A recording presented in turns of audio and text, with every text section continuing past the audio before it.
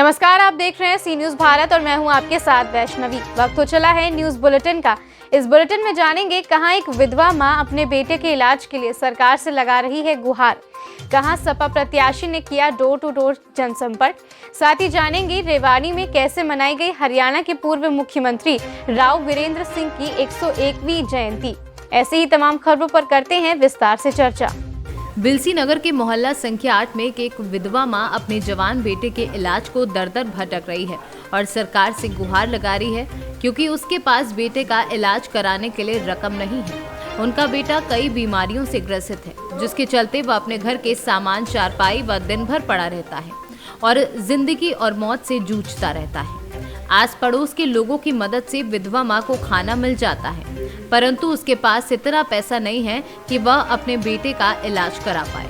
मैं बहुत परेशान हूँ। ये बच्चों को ली फिर रही होंगी और मेरा आदमी भी नहीं हैगा।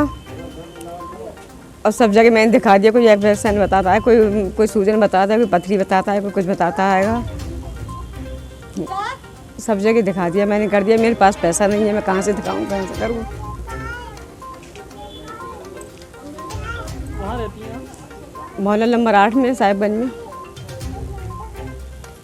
कब से दिक्कत है? ये है 10-11 महीने हो गए से। कमाने वाला नहीं? कोई नहीं कमाने वाला, ये बच्चा है, ये पड़ा हुआ है। कहाँ दिखाया आपने? मैंने सब जगह दिखा दिया, मैंने बताइए दिखा दिया, मैंने अलीगढ़ दिखा दिया, मैं सब जगह दिखा दिया, सैसमान भी दिखा दिया। कोई फ़ायदा ही नहीं हो रहा है। अब मेरे पास पैसा ही नहीं है, मैं कहाँ से दिखाऊं। पति नहीं है आपके? नहीं, पति नहीं, मर गए। यही पड़ा हुआ है, कमाने वाला हैगा। क्या चाहती हो आप? मैं ये कहते हैं आप लोग मदद कर दें, मैं अपने बच्चों को ठीक करूँगी। बदायूं से सीनू संवाददाता नईम अब्बासी की रिपोर्ट। खबर यूपी के मुगलसराय विधानसभा के बबूरी से है, जहां सपा प्रत्याशी Chandrashekhar Yadav door to door जनसंपर्क कर रहे हैं। उनके जनसंपर्क रैली में शामिल समर्थकों में काफी उत्साह देखा गया। इस दौरान उन्होंने लोगों से वादा किया कि समाजवादी पार्टी की सत्ता में वापसी होते ही सभी लोगों को 300 यूनिट बिजली मुफ्त देने का काम होगा। चंदौली से सीनू संवाददाता सुमित सिंह की रिपोर्ट। जलेसर विधानसभा क्षेत्र के अवागढ़ ब्लॉक अंतर्गत ग्राम पंचायत इसौली के उच्च प्राथमिक विद्यालय इसौली, प्राथमिक विद्यालय बाकलपुर एवं प्राथमिक विद्यालय भीलनगर बूथ पर शांतिपूर्ण तरीके से मतदान किया गया। सभी मतदाताओं का थर्मोमीटर से टेम्परेचर देखकर सैनिटाइज करने की व्यवस्था की गई। मौके पर पुलिस फोर्स के साथ पीएसी बल भी तैनात रहा। इसौली बूथ को भव्य तरीके से सजाया गया। सभी मतदाताओं में लोकतंत्र के महापर्व पर सहभागिता करते हुए काफी उत्साह देखा गया। सभी लोग अपनी स्वेच्छा से मतदान करते दिखाई दिए। वहीं हमारे संवाददाता रमेश यादव ने ग्राउंड पर जाकर मतदान केंद्र पर मतदाताओं से बातचीत की। क्या नाम है आपका? धर्मवीर सिंह। अच्छा, अभी आप मतदान करके बाहर निकले हैं, तो कैसी शांति व्यवस्था चल रही है इस बूथ पे? क्या स्थिति है? शांति प्रिय मतदान चल रहा है जी। अपने आ रहे हैं, मत का प्रयोग कर रहे हैं जी। कोई अव्यवस्था तो नहीं है? सुरक्षा कर्मी अपनी अपनी ड्यूटी में तैनात है, सभी अच्छा चल रहा है, शांति माहौल है। जी। आपने किन किन मुद्दों पर जो है वोट किया है आज? मैंने राष्ट्रीय हित को ध्यान में रखते हुए विकास को, शिक्षा व्यवस्था को, नारी शक्ति सुरक्षा के लिए ध्यान रखते हुए वोट किया। अच्छा। क्या नाम है आपका? मेरा नाम राजेश सिंह है जी। ग्राम पंचायत इसौली प्रधानपति है जी। और अभी आप यहाँ पर जो है पोलिंग से निकल रहे हैं और वोटिंग जो है वोट डाल के आ रहे हैं, तो जो है कैसा माहौल चल रहा है? शांति प्रिय है माहौल जो है? माहौल चारों बूथों पे शांतिपूर्ण चल रहा है जी। और कोई वैसी कोई दिक्कत नहीं है। बढ़िया तरीके हमारा वोटिंग हो रही है चारों बूथों पे, इसौली पे भी, भीलनगर, बाकुलपुर। बढ़िया मत चल रहा है, कोई दिक्कत नहीं है। और आगे भी ये कहना चाहता हूँ कि अगला जो चुनाव आएंगे उसमें बढ़िया तरीका रहा आपका, उसमें तो ज़्यादातर जो मत पड़ रहा है लोगों का, तो एक विकास पे। अच्छा, हाँ, किन किन मुद्दों पे आपने जो है ये मतदान किया है? तो देखो, एक शिक्षा पे है और आप विकास पे है। भ्रष्टाचार पे, और जो इस समय जी बढ़िया जो कार्य चल रहे हैं, मैं नाम तो किसी सरकार का नहीं लेना चाहता हूँ, जी और जो काम बढ़िया चल रहा है उसी का एटा से सीनू संवाददाता रमेश जादौन की रिपोर्ट। हरियाणा के पूर्व मुख्यमंत्री एवं पूर्व केंद्रीय मंत्री राव वीरेंद्र सिंह की 101वीं जन्म जयंती आज रेवाड़ी में धूमधाम से मनाई गई। इस दौरान हरियाणा के सहकारिता मंत्री डॉक्टर बनवारी लाल, आधिकारिकता मंत्री ओम प्रकाश यादव, कोसली के विधायक लक्ष्मण सिंह यादव, राव वीरेंद्र सिंह के छोटे बेटे एवं कोसली के पूर्व कांग्रेसी विधायक यादवेंद्र सिंह, राव वीरेंद्र सिंह के प्रपौत्र व कांग्रेस के वरिष्ठ नेता राव अर्जुन सिंह व अन्य लोग भारी संख्या में नगर पार्षद राव वीरेंद्र सिंह समर्थक रेवाड़ी के नारनौल रोड स्थित समाधि स्थल पर पहुंचे और सभी ने पुष्प अर्पित कर उन्हें अपनी भावभीनी श्रद्धांजलि अर्पित की। इतना ही नहीं, इस दौरान इलाके से आए भारी समर्थकों के बीच दक्षिण भारत के तमिलनाडु से भी राव वीरेंद्र सिंह के समर्थक उन्हें पुष्प अर्पित करने समाधि स्थल पहुंचे, जिन्होंने राव वीरेंद्र सिंह की मुक्त कंठ से प्रशंसा की और कहा कि राव वीरेंद्र सिंह न केवल लोकप्रिय नेता थे, बल्कि तमिलनाडु जैसे दूर दराज के राज्य तक उन्होंने बेमिसाल विकास कराकर अपनी अमिट छाप छोड़ी, जिसके चलते उन्हें कभी भुलाया नहीं जा सकता। जयंती है, क्या कहेंगे?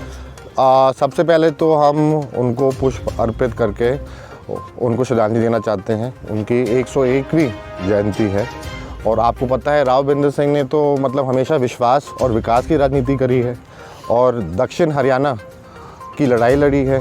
देश में, प्रदेश में उन्होंने अपने दक्षिण हरियाणा का नाम आगे बढ़ाया है और हमेशा निडर रहे हैं। वो साहसी राजनीति करी उन्होंने, बोल्ड फियरलेस राजनीति करी है उन्होंने और हमेशा पब्लिक की लड़ाई लड़ी है, तो उनसे हम प्रेरणा लेते हैं।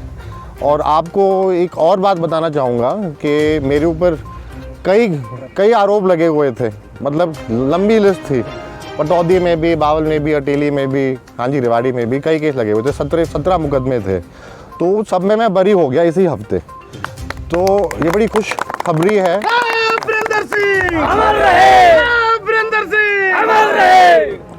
और आज हम उनसे प्रेरणा लेना चाहते हैं कि उनको भी काफ़ी लोगों ने परेशान करने की कोशिश करी थी। उनका राजनीतिक, तब उन्होंने राजनीतिक जीवन शुरू किया था तो उनको भी ख़राब करने की कोशिश किया गया था, उनके खिलाफ षड्यंत्र रचा गया था।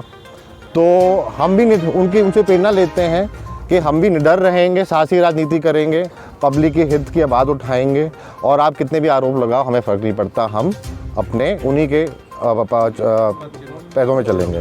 5 राज्यों में चुनाव भी हो रहे हैं फिलहाल, आप भी कहीं ना कहीं प्रचार में गए होंगे। हाँ जी, अभी भी आया हूँ वापस प्रचार करके, यूपी और पंजाब होके आया हूँ।